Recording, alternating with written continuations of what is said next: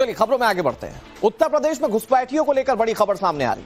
फर्जी तरीके से वोटर आईडी बनवाने का मामला है, जहां वोटर लिस्ट में दर्ज संदिग्ध रोहिंग्याओं के नाम ये आरोप लग रहे हैं। ग्राम प्रधान आसमा पत्नी नवाब अली पर आरोप है।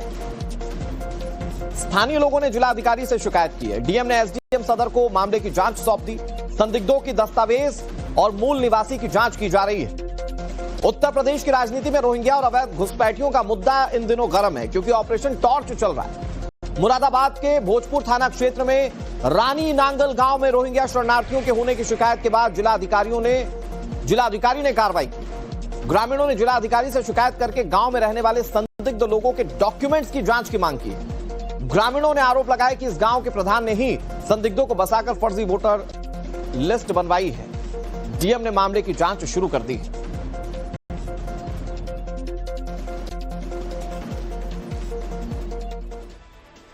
मुरादाबाद के स्थानीय लोगों ने संदिग्धों को लेकर क्या आरोप लगाए, उन्होंने डीएम से शिकायत क्या की, अब जरा उसको सुनाते हैं। शिकायत की है मैंने सर्वांचल जिलाधिकारी जी से कि साहब कुछ लोग बाहर से यहाँ 7 साल से लोग रह रहे हैं, जिनका कोई सामाजिक और धार्मिक ताल्लुकात गांव से नहीं है, और ना ही किसी के रिश्तेदार हैं और ना ही किसी की जान पहचान के हैं लोग ये। और वर्तमान ग्राम प्रधान ने अपने बोर्ड की खातिर, अपने मतलब बोर्ड के लाभ के लिए इन लोगों को अपनी जगह में व्यवस्थित कराया है, और उनके आधार कार्ड और अपनी लेटर पैड पे बनवा के दिए हैं, और उनके राशन कार्ड भी लोगों के बनवा कर उपलब्ध कराए हैं। प्रधानमंत्री आवास भी दिलवा दिए हैं इन्हें, जबकि ये अनुचित है और बिल्कुल असंवैधानिक है। आए दिन की पुलिस में मान लो रेड पड़ती रहती है, हफ्ते में, महीने में, 2 महीने में, कभी भी रात को दिन को भी रेड पड़ती रहे पुलिस की। निकल के आते हैं, अब हम तो जाते नहीं, क्या बताते हैं, कब पकड़ के ले जाओ फिर छोड़ देना, क्या टोटल कितनी संख्या हो, कितने लोग होंगे? ये बोर्ड तो इनके कम से कम 90-95 बोर्ड बने हुए हैं, लेकिन संख्या जो है 150-200 की रपेट में है। आपने एडमिशन से क्या मांग की है? आपने शिकायत ये करिए साहब, इसकी जो है जो आईडी बने हुई है इनकी जांच होनी चाहिए। ये कहाँ के रहने वाले हैं, रोहिंग्या होने की आशंका है इनके, पता नहीं कहाँ से आए दिन जो है उसमें पुलिस आती रहती है, पता नहीं कहाँ का डकैती मारते हुए आ रहे हैं। अच्छा, रोहिंग्या होने के आरोप और शक पर मुरादाबाद के डीएम अनुज कुमार सिंह ने जांच के लिए क्या क्या कदम उठाए, इसकी जानकारी उन्होंने खुद दी, आपको वो बताते हैं। प्रथम दृष्टया संदिग्ध प्रतीत हुआ, तो इसकी फर्दर जो है जांच हम लोग कर रहे हैं। आगे देखते हैं। इसमें अभी फिलहाल इनका जो वोट है वो भी होल्ड पे रखा गया है, बाकी इसकी जांच हम लोग करवा रहे हैं। तो मामला समझिए दर्शकों, हुआ दरअसल ये कि मुरादाबाद के एक गांव में लोगों ने आरोप लगाया कि जो ग्राम प्रधान है वो खुद संदिग्ध लोगों को गांव के अंदर बसा रहे हैं। इसकी शिकायत को लेकर लोगों ने जिलाधिकारी से शिकायत की। लोगों ने कहा कि कुछ संदिग्ध लोग हैं जिनको बाकायदा वोटर लिस्ट में जोड़ दिया गया है, उनके फर्जी वोटर आईडी कार्ड बनाए जा रहे हैं, और ऐसे में उनके खिलाफ कार्रवाई की जा रही है। क्योंकि शिकायत स्थानीय लोगों ने की है, आप इस मामले की गंभीरता को समझ सकते हैं। यह ठीक वैसा ही मामला है जब उत्तर प्रदेश सरकार के ही बीजेपी के एक सांसद ने आरोप लगाया था कि लखनऊ के नगर निगम में कुछ लोग ऐसे हैं जो कि अवैध तरीके से काम कर रहे हैं, जो भारत के नागरिक नहीं है। और यहां पर इस गांव में भी ठीक वैसा ही मामला, जब स्थानीय लोगों ने यह बताया कि यहां रहने वाले कुछ लोग संदिग्ध हैं, वो रोहिंग्या हो सकते हैं, और अब इस मामले में जिलाधिकारी कार्रवाई कर रहे हैं। अब आपको ग्राफिक्स के जरिए समझाते हैं पूरा मामला क्या है। मुरादाबाद में सैकड़ों संदिग्धों की जांच की जा रही। क्यों? क्योंकि ग्रामीणों ने रोहिंग्या होने की शिकायत दर्ज कराई। फर्जी तरीके से वोटर आईडी कार्ड बनाने के आरोप हैं। ग्राम प्रधान पर वोट के जालसाजी के आरोप लग रहे हैं। डीएम ने एसडीएम सदर को इस मामले की जांच सौंप दी है। दस्तावेज और मूल निवास की जांच की जा रही है। यह पता किया जा रहा है कि जिन लोगों पर आरोप लग रहे हैं असल में वो कहां के मूल निवासी हैं। विनोद हमारे सहयोगी इस खबर पर ज्यादा जानकारी के साथ जुड़ गए। विनोद, जब ग्रामीण या स्थानीय खुद इस बात का आरोप लगाएं कि हमारे बीच रहने वाले कुछ संदिग्ध हैं, तो मामला बहुत गंभीर हो जाता है, और इससे पता चलता है कि शायद कुछ गड़बड़ी है या कुछ संदिग्ध गतिविधियां हैं जिसको लेकर फौरी तौर पर एक्शन लिए जाने की जरूरत है।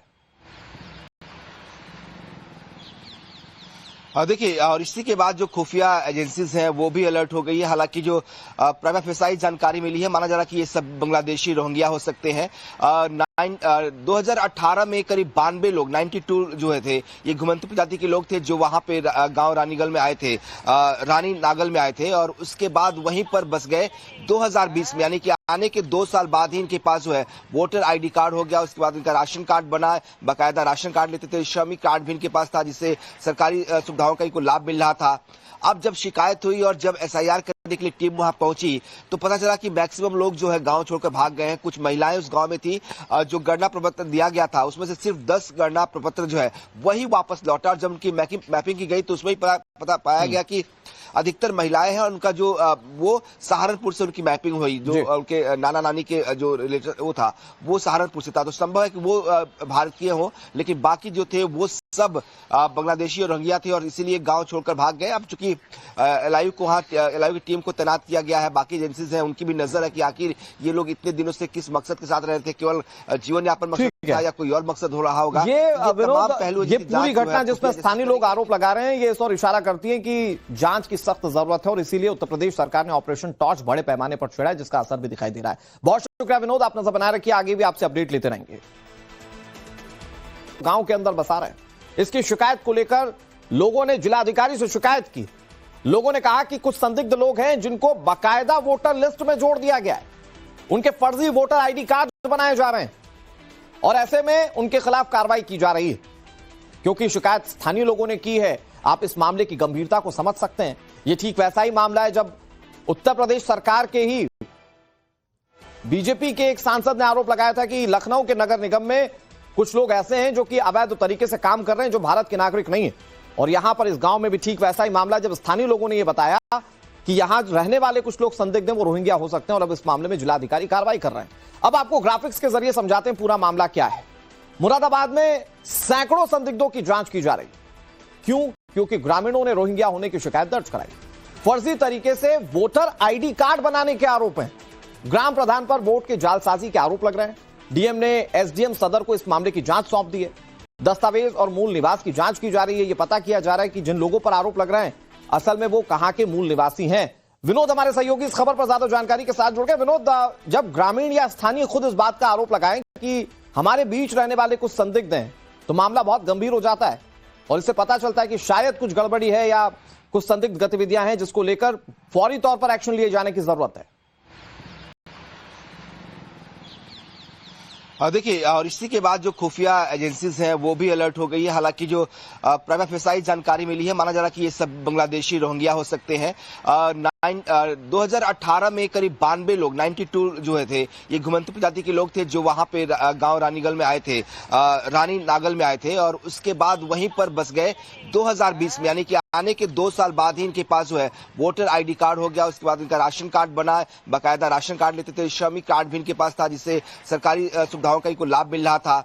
अब जब शिकायत हुई और जब एसआईआर करने के लिए टीम वहां पहुंची तो पता चला कि मैक्सिमम लोग जो है गांव छोड़कर भाग गए हैं। कुछ महिलाएं उस गांव में थी। जो गणना प्रपत्र दिया गया था उसमें से सिर्फ 10 गणना प्रपत्र जो है वही वापस लौटा और जब उनकी मैपिंग की गई तो उसमें ही पता पाया गया कि अधिकतर महिलाएं हैं और उनका जो वो सहारनपुर से उनकी मैपिंग हुई। जो उनके नाना नानी के जो रिलेटिव वो था वो सहारनपुर से था। तो संभव है कि वो भारतीय हो, लेकिन बाकी जो थे वो सब बांग्लादेशी और रोहिंग्या थे और इसीलिए गांव छोड़कर भाग गए। अब चूंकि एलआईयू की टीम को तैनात किया गया है, बाकी एजेंसीज हैं उनकी भी नजर है कि आखिर ये लोग इतने दिनों से किस मकसद के साथ रहे थे, केवल जीवन यापन मकसद था या कोई और मकसद हो रहा होगा। ये पूरी घटना जिसमें स्थानीय लोग आरोप लगा रहे हैं ये इस और इशारा करती है कि जांच की सख्त जरूरत है और इसीलिए उत्तर प्रदेश सरकार ने ऑपरेशन टॉर्च बड़े पैमाने पर छेड़ा है, जिसका असर भी दिखाई दे रहा है। बहुत शुक्रिया विनोद, आप नजर बनाए रखिए, आगे भी आपसे अपडेट लेते रहेंगे।